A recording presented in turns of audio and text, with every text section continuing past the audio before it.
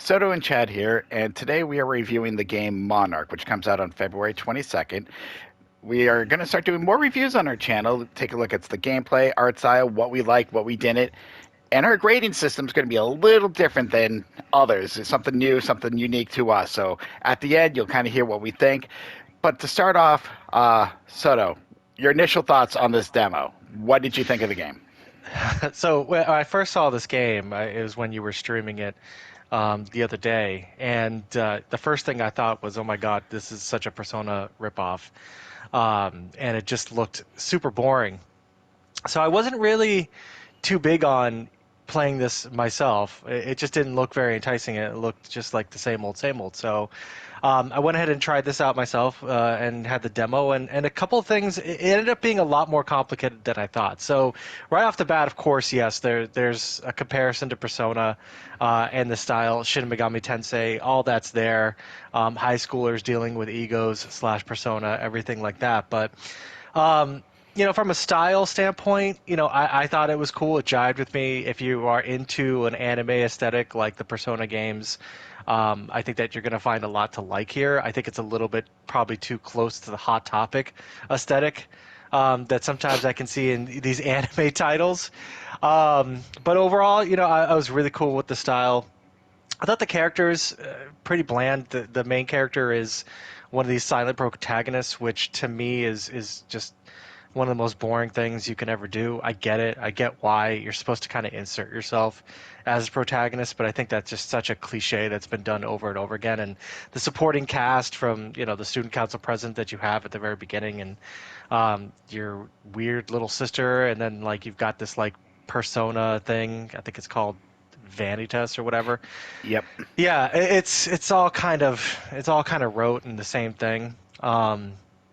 But story-wise, I found it to be, intriguing enough to make me want to continue. There is a ton of exposition that's done in the dialogue, which to me, I can find myself, and maybe this is just my age, but I find myself drifting off when I'm just listening to somebody talk about exposition over and over again. I don't know if you had that same feeling, Chad. No, agreed. And another thing I think is overdone, you mentioned the silent protagonist and the Yeah. fact that he lost his memories. Oh no, you got to Mm, figure out who you are. You didn't even know that was your little sister. I think you're both adopted or something, because they're not true siblings. That is yet to be determined. Obviously, we will learn. But it's like you wake up yeah. and you don't remember anything but your name Oh and God. this, which you get to name yourself. So I do agree. I'm tired of things being overdone. So not just the fact that he's silent, aka like Persona, in a Yeah. way, and you lost your memories. But I could not believe how much is like Persona story wise. Yeah. Even though that I feel deep down, like when this game comes out, there's going to be so much more that we don't know. Obviously, we haven't even Oh met my all the God. characters. We only met, like you said, the Right. class president, your younger sister, Hmm. the doctor who doesn't want calls everyone just Prez, and the dean. So Oh I God. feel like the characters are going to get better. I don't think the demo did the characters justice. So I just feel that there's going to be more story outside of these high schoolers. I hope. Otherwise, this game's going to bomb quick. But the Yeah. one thing I did like you said, was the art style. It was very simplistic, very anime, and Hmm. I did enjoy that a lot. I do enjoy games like that. The battle system kind of grabbed me a little bit. We kind of compared this to Valkyria Chronicles, where Yeah. you can move around freely. Now, the difference is Valkyria Chronicles, once you start moving, you don't get to go back. Here, you can kind of place your people where you need to. You can think, you're like, oh, is this too close to a booby trap or, to the enemy? So there is a lot of strategy. And this is another thing which they don't even get into in the demo. I feel like there's going to be so much more to this. A very Hmm. complex battle system is yet to come that we didn't even see. Yeah. No, I agree with you 100%. I think that to jump on to your point there, there's a much deeper game, I think, in this like RPG. And of course, past me is gonna be like, what are you talking about, guy? Because there are times where I really did not enjoy the experience, as of course, I tend to not enjoy most video games experiences, but there's a deeper game there. There's a deeper story. I think there's a lot more characters, obviously, on the cover art that we were not introduced to. That I was like, oh my god, how do we build on these concepts? Even though they're heady concepts like psychology and things like that, it was interesting. But you're right, the combat. I can only imagine it's going to get a lot more complicated, a lot more different options to choose. I don't know. Like for me, it was Wrath was my little side dude, and I got to augment him with the helmet and armor and stuff like that. And it was, there was plus and minuses for that too, and so that was really cool. And so again, to your point, there's a sense like there's a lot more to this when the full game comes out. So that's interesting that you mentioned you got Wrath. I got Gluttony, which I'm like, wait, what? And you saw me pick this. So for those who don't know, in the beginning of the game, there's like a 20-question questionnaire. And, Yes. some people might just have fun with it. But I personally was like, you know what? I'm going to answer these as honestly as I can about Oh, so myself. did I. Yeah. I always feel like that. And I got Gluttony, but I agree with you. It's part of the seven deadly sins, and I feel like we're Hmm. going to be able to get all seven of them eventually. Again, I don't know. From with the demo, you just get the one that is your highest percentage. So you got one, and I got the opposite. I was curious Yeah. about that. But yeah, so that questionnaire had some very interesting questions and stuff like that. It did. Everything from what would you do if a guy cut you in line? Would you just stand back and like, no, it's okay, you go, or would you confront them? To Yeah. did you ever watch a Naughty Sites? That kind of thing, and it's Oh, kind of I cool. was They're honest like, with that. I was well, everyone 100% does honest. to a I was point. like, yes, I have, absolutely. Like, yeah, and I think I chose like, what words define you, and it was like, expel, explode, all that stuff, and I was like, yeah. So, yeah, I think that's cool that we both played the same demo, we answered the same questions, and that's not the only psychology question that's in there. There's other ones when you talk to the characters around the school that also give you kind of impromptu psychology tests as well that benefit your seven deadly sins and whatever that means. Yeah, I feel like again that they're going to go way more into that when the game comes out. The demo only shows you so much, but one Hmm. of the key aspects, which I found a little bit different, is you have two meters. You got your was it the mad meter, and then your Yeah. awareness or aware meter, or awake. I forget now which one. Awake. Yeah. Awake. Yeah, Yeah. thank you. I was Yeah. like, wait, awakening. That's what I'm looking for. Awakening. Hmm. Because in the battle, which all the battles were pretty simplistic until the final battle. That's the first one Yeah. where you had to think. But yeah, so if you get your awake to 100%, all your stats are buffed through the roof. I Hmm. never got. I was curious what the mad meter would be like because I know instantaneously if you get to 100% after 3 turns, you die or like gameplay. So there's so Yeah. much more you have to be aware of because it's Hmm. not just hey, you might just get killed if you go mad and different things can happen. You get attacked. The Hmm. the phone and the screams, of the kids in the Oh my halls. God. I know it's just Yeah. that. I can't wait to see more of that. I'm kind of curious how that's all going to work. Because again, I just ran. I don't know what you did, but when those kids started screaming, I ran to a safe place, went to a battle real quick to get rid of the phone call. But I'm curious how that mad meter is going to come into play. I In the never, I, bigger picture. I never let the death call make everybody crazy because I was so like, okay, this is a scary element. I'm a scaredy cat, and I'm going to immediately fight.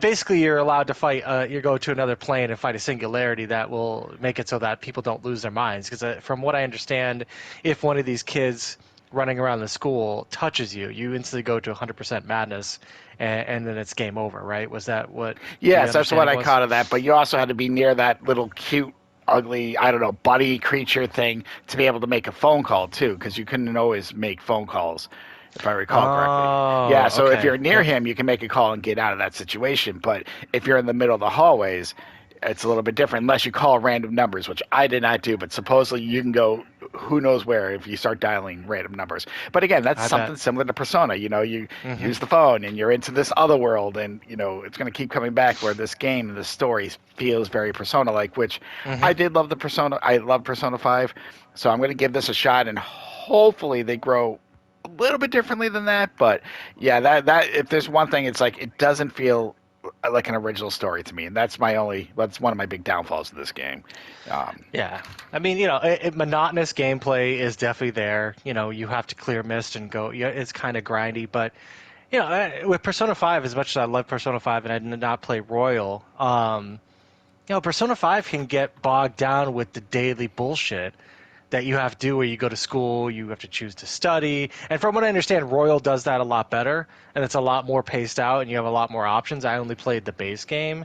But that gets monotonous too, and then going to the palaces and everything like that. I mean, even though the story's done well, and I mean, I love the art style of Persona 5, I always will. That can get kind of just boring, and I think that with Monarch, as intriguing as it is, it does have that potential as well to kind of, I can see that grindy, monotonous time. Like, there's probably a time where you're going to be in the mist and you're not going to be able to make a phone call and get away from that death call, and it's going to be a pain in the ass, and you've got to go back to the nurse's office or infirmary, whatever it's called, and get rid of your madness. So I mean, I could picture those things, and I know we're going to talk about them in future episodes, but those are the kind of things I go, oh, geez Louise, this is taking forever to play. Yeah, so overall for me, I did like the art style of it. I actually Hmm. like the battle system. I feel like there's going to be more to it. It's simply it's Yeah. done where a beginner can pick it up, but it's going to take a lot to be an Hmm. expert at. So I like that. It's not very overwhelming and confusing. The story is the only thing that I'm kind of giving it a very bad grade on because again I didn't feel any originality to it. Like I said, it's the No. silent protagonist, oh, memories, all these, you're in a school, and I'm like, God, Hmm. we joked you're playing Persona again. So again, I hope it's going to be a little bit different. I know the meters are a little bit change of pace of games Hmm. I've played, so I would love to Yeah. see how that evolves in the bigger picture, if that's going to be a plus or a minus. So in my Hmm. opinion, this is not the worst game I've tried. It's not going to be the best. What Hmm. is your overall thought of that? Yeah, I agree with a lot of that. Again, I think that, like I said earlier, there are parts of the story that would keep me going. But overall, if I had to kind of take a look at the whole, macro of this, demo, is the combat definitely is what, sticks out to me as something as a reason that I would play. That coupled with the art style.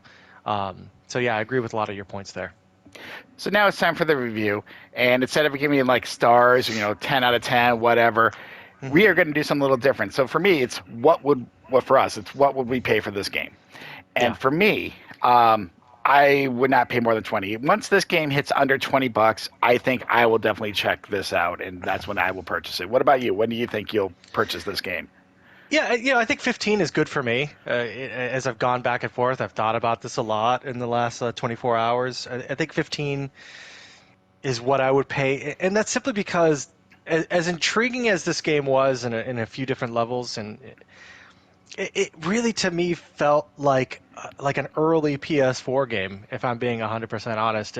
Just there wasn't really anything innovative as far as the graphics or anything like that, and walking around, it just felt like an early PS4 game. Like if this was a classic game that came out, I'd pay $15 for it and be like, okay, cool, an RPG that's pretty procedural. That it'll be heavy on story.